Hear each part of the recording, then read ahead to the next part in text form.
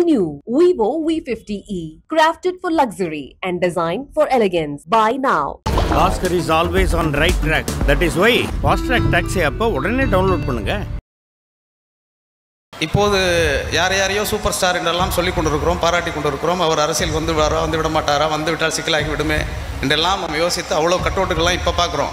ஆனால் இவர்கள் எவருக்கும் இல்லாத ஆக பெரும் தனித்த செல்வாக்கோடு இயங்கியவர் டி ராஜேந்தர். தமிழ்நாட்டு அரசியலை ஆகச் சிறப்பாக மாற்றியதில் பாடல் ஆசிரியர்களுக்கே மிக முக்கிய பங்குண்டு என்பதை 2000க்கும் மேற்பட்ட பாடல் ஆசிரியர்கள் தான் தமிழ் சினிமாவில் தமிழக அரசியலை எழுதி நம்ம எல்லோரும் விழிப்புணர்வு படுத்தியிருக்கிறார்கள்ங்கிறது ரொம்ப முக்கியமானது. ரொம்ப சமீபத்தில் வந்த நீங்கள் எல்லோருக்கும் தெரிந்த ஒரு படம் இருக்குது. அந்த படத்தில் ஒரு பாட்டு ஜீன்ஸ்ன்னு சொல்லிட்டு ஒரு படம், அன்பே அன்பே கொள்ளாதே கண்ணே கண்ணை கிள்ளாதே. இதில் ஒரு வரி இருக்குது.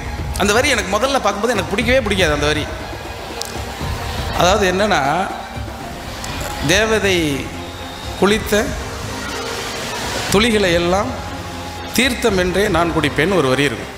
நான் அந்த வரியை முதல்ல படிச்சுட்டு ரொம்ப அருவருப்பாயிட்டேன். ஒரு பொண்ணு குளிக்கிற தண்ணி அள்ளி குடிக்கிறவங்களாம் மனுஷனாயா, இதெல்லாம் ஒரு காதல், இது ஒரு பாட்டு வரை எழுதுறாரு அப்படின்னு சொல்லி, இது என்ன இப்படி எழுதிட்டு போயிட்டாரு அப்படின்னு சொல்லிட்டு வைரமுத்து மேலே செல்லமாக ஒரு சின்ன கோவமெல்லாம் எனக்கு வந்துச்சு.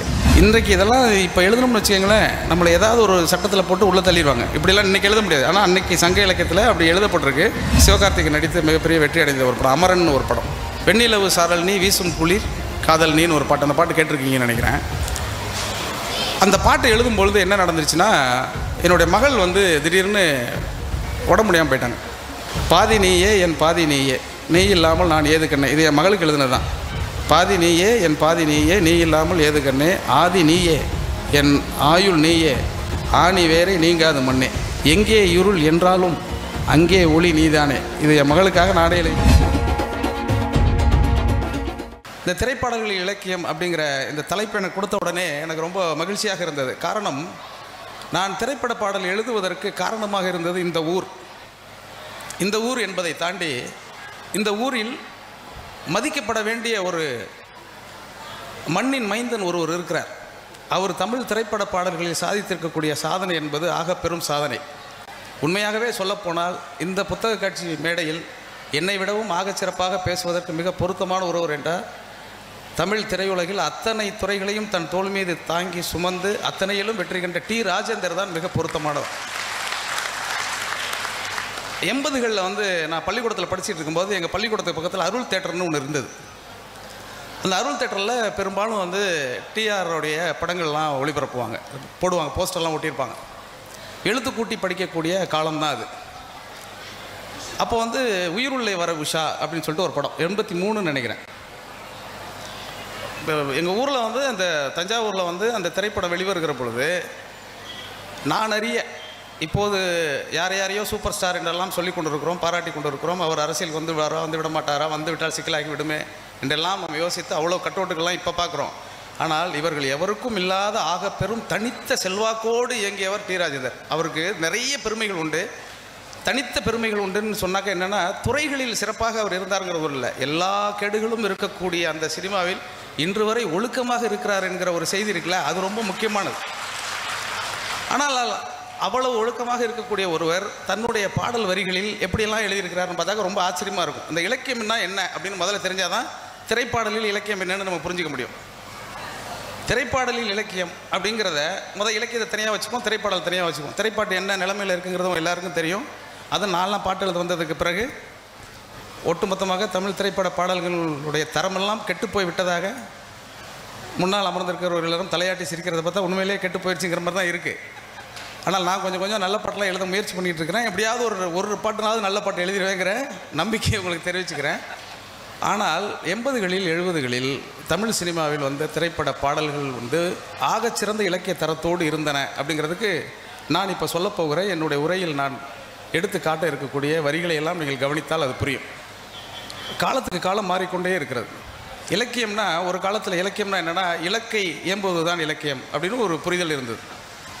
அப்புறம் கொஞ்சம் காலத்துக்கு பிறகு என்ன சொன்னாங்க அப்படின்னா, இலக்கை இயம்புவது கிடையாது இலக்கியம், நாம் யூகிக்க முடியாத சந்தர்ப்பத்தையும் சம்பவத்தையும், கவனமாக நீங்கள் கேட்கணும், நாம் யூகிக்க முடியாத சம்பவத்தையும் சந்தர்ப்பத்தையும் மொழியின் மூலம் அறிந்து கொள்வதற்கு ஏது செய்கிறதோ அதுவே இலக்கியம் அப்படின்னு சொன்னாங்க. ஏறக்குறைய கொஞ்சம் நெருக்கமாக அதை நம்ம எடுத்துக்கலாம்.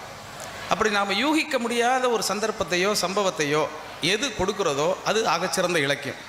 அது திரைப்பாடல் கொடுக்குதா? திரைப்பாடல் இலக்கியமே கிடையாது, திரைப்பாடலில் ஒன்றுமே கிடையாது, திரைப்பாடல் சமூகத்தை சீரழிக்குது இப்படிங்கிறதெல்லாமும் ஒரு பக்கம் தூக்கி வச்சுருவோம்.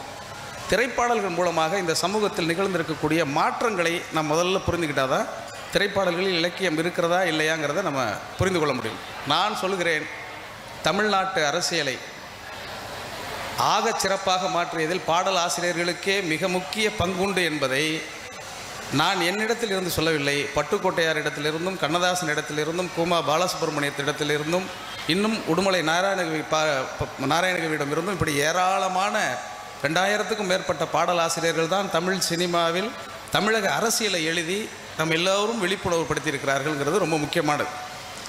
அப்படி 80களில் வந்து இந்த பாட்டை பற்றியெல்லாம் பெருசாலாம் எனக்கு தெரியாது, கவிதையை பற்றி கூட தெரியாது, இலக்கியத்தை பற்றி ஒன்றும் தெரியாது.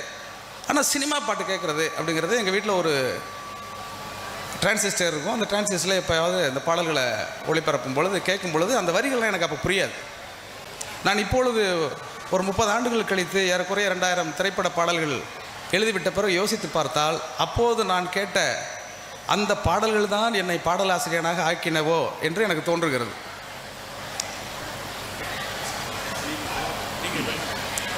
என்று தோன்றுகிறது.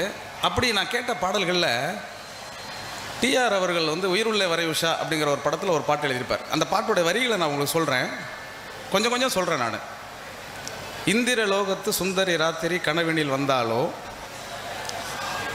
சுந்தரி ராத்திரி கனவினில் வந்தாலோன்னு சொன்ன உடனே சுந்தரன் வந்து நேரடியாக வந்துட்டு நம்முடைய மாவட்ட ஆட்சித்தலைவர் மரியாதைக்குரிய ஐயா மகாபாரதி அவர்கள் அரங்கத்திற்குள் வந்திருக்கிறார். அவருக்கு என்னுடைய அன்பினை சொல்லிக் கொள்கிறேன்.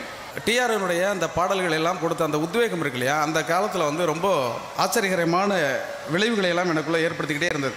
அப்படி ஒரு பாட்டு வந்து அந்த உயிருள்ள வரை உஷா படத்தில் வந்து ஒரு வரி, இந்திர லோகத்து சுந்தரி ராத்திரி கனவினில் வந்தாலோ, மோகினி போல் வந்து காளையன் கனவினில் காளையன் உயிரையும் பருகியும் சென்றாலோ அப்படின்னு ஒரு பாட்டு.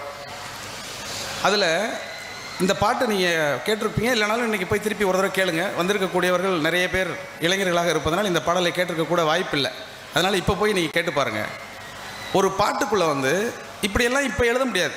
இப்போ நான் எழுதிட்டு போனேன்னு வச்சுக்கோங்களேன், இது வந்து என்ன சார் ரொம்ப இலக்கியமாக இருக்குது, இதெல்லாம் வேணாம் சார், ரொம்ப கலோக்கியலாம், ஓ மேலே ஒரு கண்ணு, பார்க்காத இப்படி ரொம்ப சிம்பிளாக எழுதுங்க அப்படின்னு எனக்கு சொல்லுவாங்க. நானும் அதே மாதிரி சிம்பிளாக எழுதிட்டே இருப்பேன். காரணம் எனக்கு இவ்வளோ இலக்கியமாக எழுத தெரியாதுங்கிறதுனால நானும் அதை ஓகேன்னு சொல்லி எழுதி கொடுத்துட்ருக்கேன். அதை தாண்டி இந்திர லோகத்து சுந்தரி ராத்திரி கனவினில் வந்தாலோ, மோகினி போல் வந்து காளையன் உயிரினை பருகியும் சென்றாலோ, இது வந்து எழுதிடலாம். அதுக்கு அடுத்தவர் எழுதுவார், தென்றலதன் விலாசத்தை தன் தோற்றமதில் பெற்று வந்தவள், தென்றலதன் விலாசத்தை தன் தோற்றமதில் பெற்று வந்தவள், மின்னலதன் உற்பத்தியை அந்த வானத்துக்கே கற்றுத்தந்தவள், மின்னலதன் உற்பத்தியை அந்த வானத்துக்கே கற்றுத்தந்தவள், முகத்தை தாமரையாய் நினைத்து மொய்த்த வண்டு ஏமாந்து கதைதான் கண்கள், சிந்து பைரவியின் சிந்தும் பைங்களியின் குரலில் ஒலிப்பதெல்லாம் பண்கள். இது இன்னைக்கு திரைப்பட பாடல்களில் இது சாத்தியமே கிடையாது. ஏன்னா இது ஒரு பழந்தமிழ் இலக்கியத்தினுடைய தொடர்ச்சி.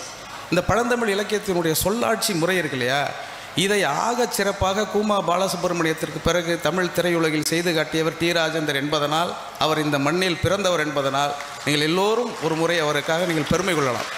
அதை தாண்டி அவர் அதில் 100 வரி எழுதுவார். அமுதம் என்ற சொல்லை ஆராய்ச்சி செய்வதற்கு அவனியில் அவளே ஆதாரம். சரணம் என்பது அந்த பல்லவிக்கு எழுதப்படுகிற விளக்க உரை அப்படிங்கிறது நீ புரிஞ்சுக்கங்க. அதுதான் பாட்டு அப்படிங்கிறது. முழுமையாக நம்ம பாட்டை பற்றி புரிஞ்சுக்கணும் அப்படின்னு சொன்னாக்க, முத்துக்கணி அவர்கள் வந்து இங்கே பாடுகிற பொழுது மச்சான பார்த்தீங்களா பாட்டை பற்றி அவர் சொன்னார். அப்போ சொல்லும் பொழுது கருவிகள் செய்வோம்னு சொல்லிட்டு அவர் ஒரு பாட்டு பண்ணார். கருவிகள் செய்வோம்னு அவர் சொல்லும் பொழுது அது ரொம்ப அழகாக இருந்தது, சந்தோஷமாக இருந்தது, எல்லோரும் கைத்தட்டினோம். ஆனால் அதில் ஒரு சின்ன கவனமாக நீங்கள் பார்த்துக்கிட்டிங்கன்னா, பாடல் ஆசிரியன் அப்படிங்கும் பாட்டு எழுதுகிறவர்களுக்கும் இருக்கக்கூடிய வித்தியாசத்தை நான் சொல்கிறேன். மச்சான பார்த்தீங்களா அப்படின்னா தந்தான தானானா இது சந்தம், நீங்கள் பாடுறது தனனான தானானா கருவிகள் செய்து இடுவோம் அப்படி பாடிக்கலாம். ஆனால் கரெக்டான சந்தங்கிறது மச்சான பார்த்தீங்களா அப்படின்னா தன்னான தானானா கண்ணே நீ வந்தா என்ன இப்படி தான் எழுதணும். இந்த சந்தத்தை வந்து இந்த சந்தத்துக்குள் கிடைக்கக்கூடிய வார்த்தைகளை பொருத்தமாக எழுதணும். அது ஓசைக்கு ஏற்ப அது எழுதுவது தான் திரைப்பாடலில் இருக்கக்கூடிய சவால். இந்த சவாலை தமிழ் திரைப்பட பாடலாசிரியர்கள் இலக்கியத்தை உள்வாங்கி கொண்டு எழுதுவார்கள். இதுதான் ரொம்ப ஆச்சரியகரமானது. அந்த பாட்டில் பார்த்தீங்கன்னா, தாழம்பூவே வாசம் வீசு பாட்டில் பார்த்தீங்கன்னா, தோளில் சாயும் போது தாயை பார்த்தேன், தூங்கும்போது பிள்ளை யானைன்னு வரும். இந்த தாயின்னு அவர் எழுதுனதுக்காக விளக்கமாக பின்னாடி எழுதிட்டு போவார். இது வந்து பாடலாக நாம் கேட்கிற பொழுது கடந்து போயிட்டே இருப்போம். ஆனால் நுட்பமாக நீங்கள் கேட்ட அவரே இன்னொரு பாட்டு, ஒரு ரொம்ப ஆச்சரியகரமான ஒரு பாட்டு எனக்கு ரொம்ப பிடிச்சது. அவர் வந்து ஒரு முழுமையான பெரியாரிஸ்ட், புலமை பித்தன் அவர்கள். ஆனால் அவர் பாட்டில் முழுக்க என்ன வந்துடும்னா, நிறைய தெய்வீகம், ஆலாபனை, அபிஷேகம், இப்படி நிறைய எழுதுவார். நான் அவர்கிட்ட ஒரு நாள் கேட்டேன். அவர் வந்து ஜோக்கர் அப்படிங்கிற ஒரு திரைப்படம் வந்துச்சு. அதில் வந்து என்னங்க சார் உங்கள் சட்டம் அப்படின்னு ஒரு பாட்டு நான் எழுதியிருந்தேன். அந்த பாட்டு அவருக்கு ரொம்ப பிடிச்சி போய் தொலைபேசி பண்ணி கூப்பிட்டாரு. ரொம்ப பிரமாதமாக இருக்குப்பா, உன்னை பார்க்கணும், வா வீட்டுக்கு அப்படின்னாரு. நான் போயிருந்தேன். நான் போனோடனே ரொம்ப நல்லா எழுதியிருக்கிறேன் அப்படின்னு சொன்னார். நான் உடனே சொன்னேன், நீங்கள் உன்னால் முடியும் தம்பியில் வந்து கல்லுக்கடை காசில் தாண்டா கட்சி கொடி ஏறுது போடான்னு நீங்கள் எழுதிருந்தீங்களே, இப்போ சொன்னால் அது பிரச்சனை வந்துடுமோ, சரி வேறு அந்த பாட்டில் இருக்கிற மாதிரியான விஷயங்களெல்லாம் நான் அதை வச்சு தான் எழுதினேன் அப்படின்னு சொன்னேன். சொல்லிவிட்டு அவர்கிட்ட கேட்டேன், நீங்கள் உங்கள் பாட்டில் நீங்கள் உங்களை பெரியாரிஸ்ட்னு சொல்லிக்கிறீங்க, ஆனால் உங்கள் பாட்டு முழுக்க வந்து ஒரே இந்த பக்தி இலக்கிய சொற்றொடர்களாக இருக்க, நீ ஒரு காதல் சங்கீதம், வாய்மொழி சொன்னால் தெய்வீகம் அப்படின்னு எழுதியிருக்கிறீங்களே, இந்த தெய்வீகம்ங்கிறதெல்லாம் வந்து நீங்கள் ஒத்துக்கிறீங்களா அப்படின்னோடனே, நான் ஒத்துக்கலப்பா, அது விஷயம் கிடையாது. இலக்கியத்தினுடைய முக்கியமான பகுதி என்பது பக்தி இலக்கியத்தில் இருக்கக்கூடிய சரடுகள் நிறைய இருக்குது, அதை நம்ம விட்டுறக்கூடாது, அதை படிக்கணும் அப்படின்னு சொல்லிவிட்டு நிறைய சங்க இலக்கியத்தை பற்றின குறிப்புகளை எல்லாம் சொல்லிவிட்டு பக்தி இலக்கியத்திலிருந்து பாராயணமாக ஒரு 4 மணி நேரம் அவர் ஆண்டாள் பாசுரத்தை என்னிடம் ஒப்பித்தார் பாருங்கள். நான் மிரண்டு போனேன். பெரியாரிஸ்ட் என்று சொல்லுகிறவன் பக்தி இலக்கியத்தை ஆக சிறப்பாக படித்திருப்பான் என்பதற்கும் அவர் வந்து ஒரு மிகச்சிறந்த உதாரணம். எனக்கு அவர் ஒரு 4 மணி நேரம் பாடம் நடத்தினார். ஒவ்வொரு பாசுரங்களாக சொல்லி வியக்க வைத்துக்கிட்டே இருந்தார். வியக்க வச்சுட்டு அவர் சொன்னார், இந்த நீ ஒரு காதல் சங்கீதம், வாய்மொழி சொன்னால் தெய்வீகம் பாட்டில் நான் இன்னொன்று எழுதியிருக்கிறேன்னு அதை நீ கண்டுபிடிச்சேன்னு கேட்டார். நான் உடனே கண்டுபிடிச்சேன் அப்படின்னு சொன்னேன். என்ன கண்டுபிடிச்சேன் அப்படின்னு சொன்னார். நான் வரிசையாக அந்த வரிகளை எல்லாம் ஒன்று ஒன்றா சொல்லிக்கிட்டே வந்துட்டு, ஆவியை கூந்தலில் பூவினை சூட்டும் கூந்தலில் நீ ஏன் ஆவியை சூட்டுகிறாய், தேனினை ஊற்றும் தீயினை நீ ஏன் அப்படின்னு அந்த வரி இருக்குது. ஆமாம், அந்த வரி இருக்குது, சொல்லு. பூவினை சூட்டும் கூந்தலில் நீ ஏன் ஆவியை சூட்டுகிறாய் அப்படிங்கிறது என்ன அப்படின்னு கேட்டார். இல்லையா, இது கலிங்கத்து பரணியில் கடைத்திறப்பு பகுதி ஒன்று இருக்குது, அதில் வந்து முதிரா இளைஞர் ஆறுயிரும் அப்படின்னு ஒன்று வரும். முருகி சிவந்த கழுநீரும் முதிரா இளைஞர் ஆறுயிரும் திருகி செருகும் குடல் மருவீர் செம்பொர் கபாடம் திறமினோன்னு இருக்குது. அதாவது கூந்தலில் பூவை சொருகிட்டு இருக்கும் பொழுதே உயிரை திருகி சொருகிக்கிற பெண்களே கொஞ்சம் கதவு தரங்க அப்படின்னு கேட்குற மாதிரி இருக்குது அப்படின்னு. நீ உண்மையிலே இலக்கியம் படிச்சிருக்கிற, அது முக்கியம் கிடையாது, நான் எங்கெங்கெல்லாம் எழுதியிருக்கேங்கிறத நீ கண்டுபிடிச்சிடுற, அது ரொம்ப சந்தோஷம் அப்படின்னு சொன்னார். சின்ன சின்ன வரிகள் தான், ஆனால் அந்த சின்ன சின்ன வரிகளுக்குள்ளே எவ்வளோ நுட்பமான ஒரு இலக்கிய செய்தி வந்துட்டு போகுதுன்னு பாருங்கள். இது சினிமா பாடலுங்கிறது வந்து சாதாரணமாக இன்றைக்கு குற்றச்சாட்டுகள், அதன் மீது இருக்கக்கூடிய ஆதங்கங்கள், அது சமூக பொறுப்பு இல்லாமல் எழுதப்படுவது, இதெல்லாம் ஒரு பக்கம் இருந்தாலும் கூட தொன்று தொட்டு சங்க இலக்கியத்தினுடைய தொடர்ச்சியை இன்று வரைக்கும் நமக்கு திரும்ப இந்த திரைப்பாடல்கள் தான் திருப்பி கொடுத்துக்கிட்டே இருக்குங்கிறதுல வந்து மாற்று கருத்தே இருக்க முடியாது. ரொம்ப சமீபத்தில் வந்த நீங்கள் எல்லோருக்கும் தெரிந்த ஒரு படம் இருக்குது. அந்த படத்தில் ஒரு பாட்டு, ஜீன்ஸுன்னு சொல்லிட்டு ஒரு படம். ஜீன்ஸ் சொன்னோன்னே பின்னாடி இருக்க எல்லா பெண்களும் சிரிக்கிறாங்க, ஏன்னா அந்த பொண்ணுங்கள்லாம் பார்த்து சந்தோஷித்து மகிழ்ந்த படம், அப்படி தானே? சரி, ஒரு தடவை வேணுன்னா உங்கள் ஆசையை கை தட்டிக்கங்க. என்ன எதுக்கு நீ ஜீன்ஸ் வரைக்கும் வந்துருச்சுன்னா நீங்கள் சொல்லித்தான் ஆகணும். அந்த அன்பே அன்பே கொள்ளாதே கண்ணே கண்ணை கிள்ளாதே, இதில் ஒரு வரி இருக்குது. அந்த வரி எனக்கு முதல்ல பார்க்கும்போது எனக்கு பிடிக்கவே பிடிக்காது அந்த வரி. அதாவது என்னென்னா, தேவதை குளித்த துளிகளை எல்லாம் தீர்த்தம் என்றே நான் குடிப்பேன்னு ஒரு வரி இருக்கும். நான் அந்த வரியை முதல்ல படிச்சுட்டு ரொம்ப அருவருப்பாயிட்டேன். ஒரு பொண்ணு குளிக்கிற தண்ணி அள்ளி குடிக்கிறவன்லாம் மனுஷனாயா, இதெல்லாம் ஒரு காதல், இது ஒரு பாட்டு வரி எழுதுறாரு அப்படின்னு சொல்லி நான் ரொம்ப குறைத்து நினைச்சிட்டேன் அதை.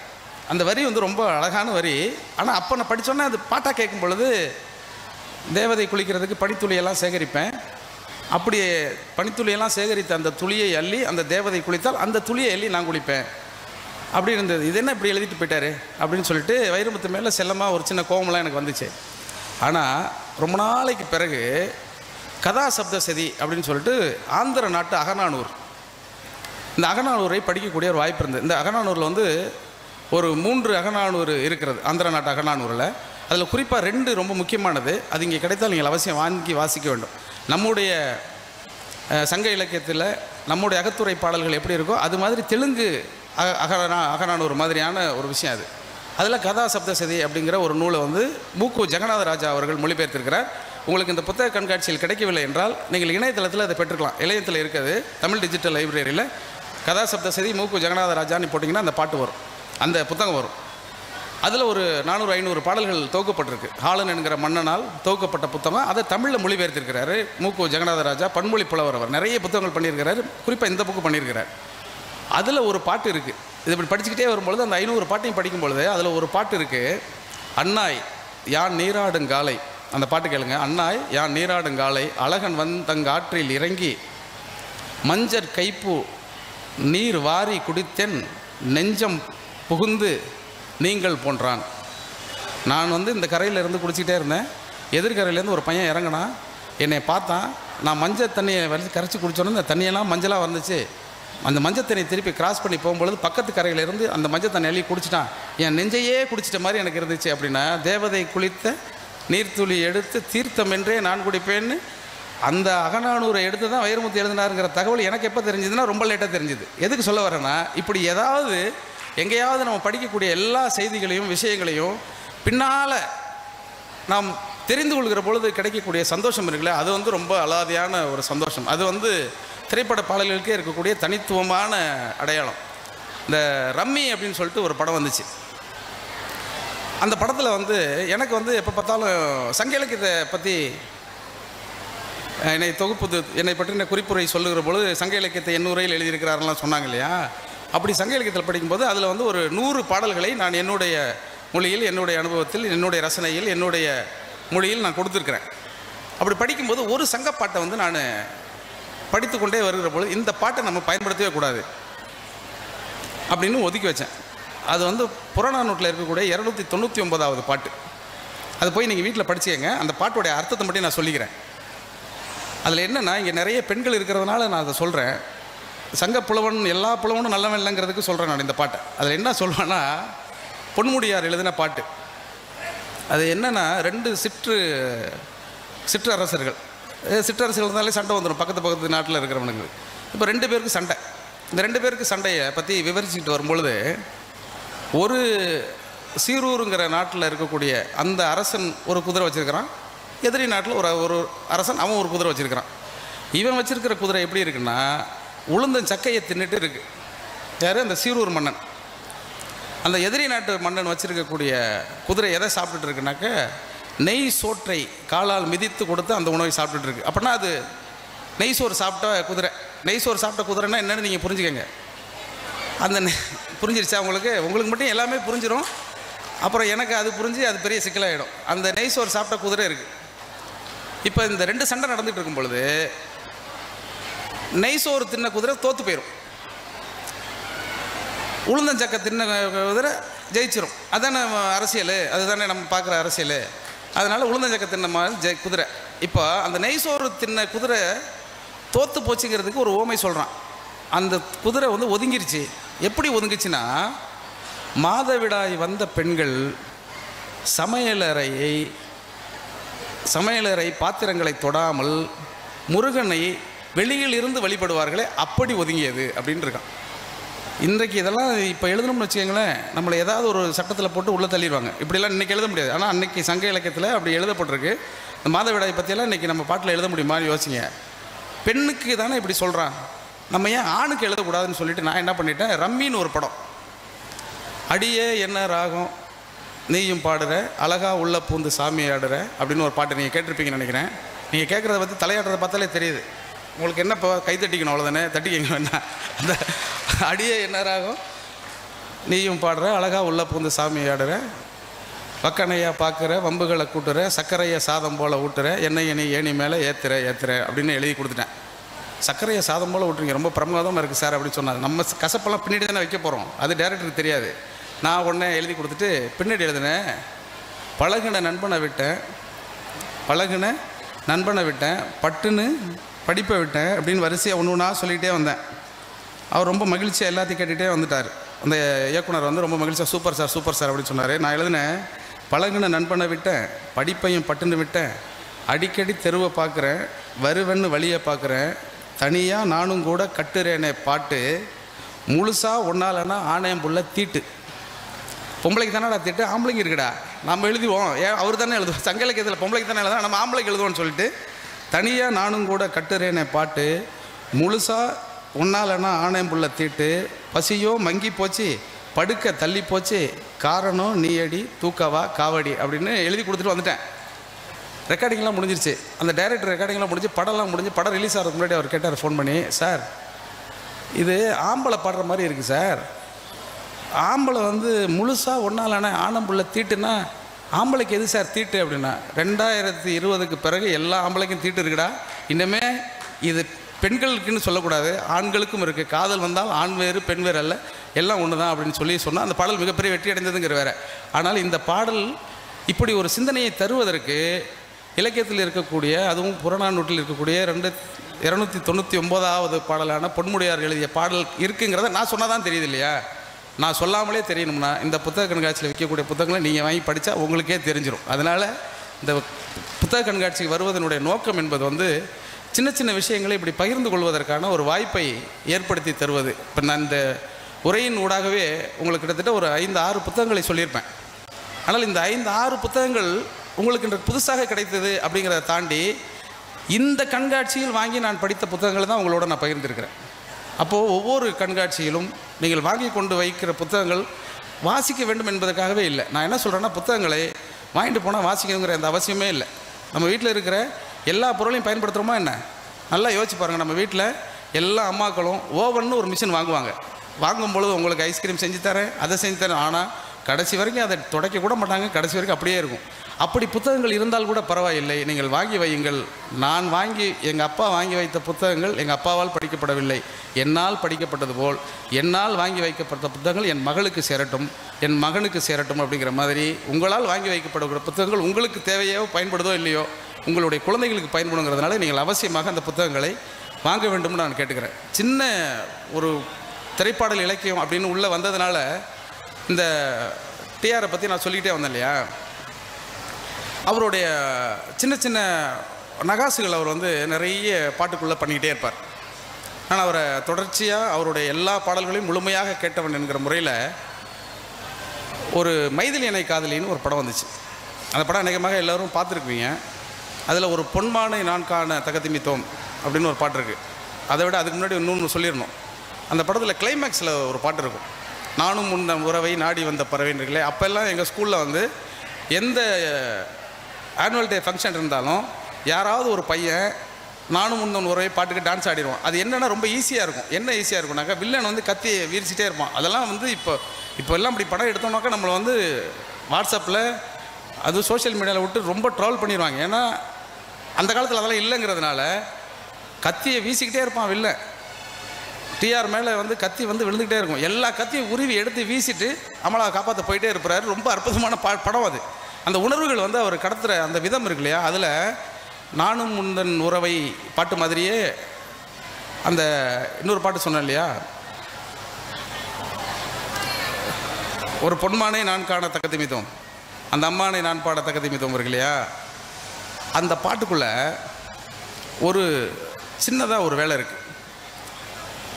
வரிகளை வந்து இலக்கியமாக எழுதி கொண்டே வருகிறவர்களுக்கு இயல்பாக ஒரு மனத்தடை ஏற்படும். என்னென்னா, இந்த பாட்டை வந்து மற்றவங்க புரிஞ்சுக்குவாங்களா புரிஞ்சிக்க மாட்டாங்களா, மற்றவங்க புரிஞ்சுக்கிற அளவுக்கு தான் இதை நம்ம எழுதுகிறோமா அப்படிங்கிறதுல வந்து ஒரு சின்ன தயக்கம் வந்துடும். அது இப்போ நாங்களே நிறைய சினிமா பாடல்கள் எழுதுகிற பொழுது ஒரு ரொம்ப குறிப்பாக சொல்கிறேனே, ஒரு திரைப்படம், இந்த படத்தில் வந்து ஒரு பாட்டு நான் எழுதி கொடுத்தேன். இந்த எம் குமரன் சன் ஆஃப் மகாலட்சுமின்னு சொல்லிட்டு ஒரு திரைப்படம். அந்த படத்தில் வந்து ஒரு பாட்டு இருக்குது, ஐயோ ஐயோ உன் கண்கள் ஐயையோ நான் உன்னை கண்ட நேரத்தில் எல்லாமே ஐயையோ அப்படின்னு ஒரு பாட்டு. இந்த பாட்டுக்கு நான் முதல்ல எழுதின பல்லவி வந்து கண்டேன் கண்டேன் உன் கண்கள் நான் கண்டேன், நான் உன்னை கண்ட நேரத்தில் உயிர் காதல் நான் கண்டேன் அப்படின்னு எழுதி கொடுத்தேன். அந்த டைரக்டர் வாங்கி படிச்சுட்டு சொன்னார், சார் ரொம்ப இலக்கியமாக இருக்குது சார் அப்படின்ட்டார். கண்டேன் நான் கண்டேன் அப்படிங்கிறது இலக்கியமா அப்படின்னு கேட்டேன். ஆமாம் சார் ரொம்ப இலக்கியமாக இருக்குது, ட்ரெண்டியாக வேணும் அப்படின்னாரு. எனக்கு ட்ரெண்டியாங்கிற வார்த்தைக்கே அர்த்தம் தெரியாது. அப்போது நான் சொல்கிறது ஒரு 25 வருஷத்துக்கு முன்னாடி ஒரு 50 பாட்டு தான் எழுதியிருப்பேன். அப்போது கண்டேன் நான் கண்டேன் இது என்ன தம்பி இதை மாற்றுங்கன்னு சொல்கிறீங்களே, இதை விட சாதாரணமாக எப்படி எழுத முடியும் அப்படின்னு கேட்டேன். அவர் ஒத்துக்கவே இல்லை. இல்லை ஏதாவது வேறு எழுதுங்கனாரு. நான் என்ன பண்ணேன்னா, இப்போ நீங்கள் அந்த பாட்டை போய் வீட்டில் போய் கேளுங்க. அந்த பாட்டில் இருக்கிற ஐயோ ஐயோ ஐயோ ஐயோன்னு நான் இப்போ இது இருக்கும் அதில், அது எல்லாமே நம்ம ஏற்கனவே எழுதியிருந்தது. கண்டேன் அப்படின்னு எழுதியிருந்தது. நான் கண்டேன் எதிர்காலம் நான் கண்டேன், நான் உன்னை கண்ட நேரத்தில் எல்லாமே கண்டேன். நான் என்ன பண்ணேன், கண்டேன்லாம் ரொம்ப கடுப்பாகி கோவத்தில், ஐயோ இவங்களோட பெரிய தொந்தரவாக இருக்குன்னு எல்லா இடத்துலையும் கண்டேன் அடிச்சுட்டு ஐயோ ஐயோ ஐயோ ஐயோ ஐயோ ஐயோ ஐயோ ஐயோ ஐயோ ஐயோ ஐயோன்னு போட்டேன். இப்போ நீங்கள் அந்த பாட்டை போய் கேட்டு பாருங்க. ஐயோ ஐயோ உன் கண்கள் ஐயையோ, நான் உன்னை கண்ட நேரத்தில் எல்லாமே ஐயையோ, அந்த குங்கும வாசம் ஐயையோ, மல்லிகை வாசம் ஐயையோ, எல்லாமே ஐயோ ஐயோ ஐயையோ ஐயோ. சார் செம்ம ட்ரெண்டியாக இருக்குண்ணா சார். அதை விட பெரிய காமெடினா அந்த பாட்டு வந்து மிகப்பெரிய ஹிட் ஆகிடுச்சு. ஹிட்டான பிறகு அவர் என்னை கூப்பிட்டு சொன்னார், நாங்கள் அவ்வளோ தூரம் சொல்லும் பொழுது நீங்கள் வந்து ஒத்துக்கவே இல்லையே, இப்போ பாருங்கள் எவ்வளோ பெரிய ஹிட் ஆகிடுச்சு இந்த பாட்டு அப்படின்னு சொன்னார். நான் அதுக்கிடையில் என்ன பண்ணுறேன்னா, அந்த எழுதின பாட்டை கொண்டு போய் இன்னொரு படத்துக்கு கொடுத்து அந்த படத்துலேயே அந்த பாட்டு வந்துச்சு.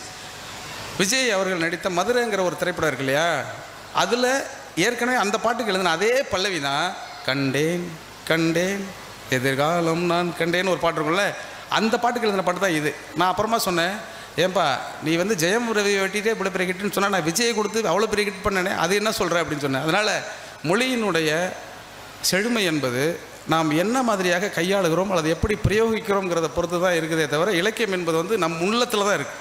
ரொம்ப சமீபத்தில் ஒரு திரைப்படம் இப்போ வந்துச்சு இல்லையா, சிவகார்த்திகேயன் நடித்து மிகப்பெரிய வெற்றி அடைந்த ஒரு படம் அமரன் ஒரு படம். அந்த அமரன் திரைப்படத்தில் ஒரு பாட்டு, அந்த பாட்டு எழுதும்பொழுது நடந்த ஒரு சம்பவத்தை மட்டும் நான் சொல்லி நிறைவு செய்யலான்னு நினைக்கிறேன். எனக்கு நேரத்தை நெருங்கிட்டேன்னு நினைக்கிறேன், ரொம்ப நேரம் பேசிட்டேன்னு நினைக்கிறேன்.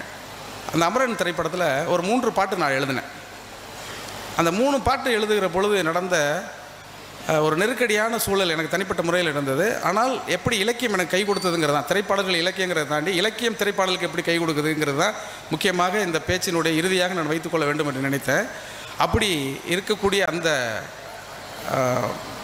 நெருக்கடியான சூழலில் எழுதப்பட்ட அந்த பாட்டு வந்து வெண்ணிலவு சாரல் நீ வீசும் குளிர் காதல் நீன்னு ஒரு பாட்டு. அந்த பாட்டு கேட்டிருக்கீங்கன்னு நினைக்கிறேன். அந்த பாட்டு எழுதும்பொழுது என்ன நடந்துருச்சுன்னா, என்னுடைய மகள் வந்து திடீர்னு உடம்பு முடியாமல் போயிட்டாங்க. அது உடம்பு முடியாமல் போனாங்கிறது என்னென்னா, அவங்க 10ஆம் வகுப்பு படிக்கிறாங்க. 10ஆம் வகுப்பு படிக்கக்கூடிய அல்லது 12ஆம் வகுப்பு படிக்கக்கூடிய எல்லா வீட்டு பிள்ளைகளுக்கும் திடீர்னு உடம்பு முடியாமல் போயிடணும். காரணம், அவ்வளவு அழுத்தம் அந்த பள்ளி கொடுத்துரும். பள்ளி கொடுக்குதோ, ஆசிரியர்கள் கொடுக்குறார்களோ, அல்ல நாம் கொடுக்குறோமோ, சமூகம் கொடுக்குதோ, ஏதோ ஒன்று கொடுக்குது. அப்போ திடீர்னு உடம்பு முடியாமல் போனோடனே என்னம்மான்னு கேட்டோன்னா, தலைவலிக்குதுப்பான்னு சொன்னிச்சு. தலையை வலிக்குதுன்னா என்னம்மா செய்யுது அப்படின்னு நான் திருப்பி கேட்டோம். வீட்டில் உடனே தலைக்கு வச்சு குளித்ததுனால அப்படி இருக்கும், அதனால் ஏதாவது பாட்டி மருத்துவம் மாதிரி ஏதோ கொடுத்து பார்த்தாங்க. 2-3 நாள் தொடர்ச்சியாக அந்த வலி குறையவே இல்லை. இது என்ன செய்கிறதுன்னு திருப்பி பார்த்துட்டே இருக்கும்போது மருந்து மாத்திரைகள்லாம் கொடுக்குறோம், மருத்துவர்கிட்ட காட்ட ஆரம்பிக்கிறோம். 1 வாரமாக வலி குறையவே இல்லை. அந்த வலி கொஞ்சம் கொஞ்சமாக தலையிலிருந்து இறங்கி கழுத்து வலிக்க ஆரம்பிக்குது, இடுப்பு வலிக்க ஆரம்பிக்குது, இப்படி வரிசையாக வந்துகிட்டே இருக்குது.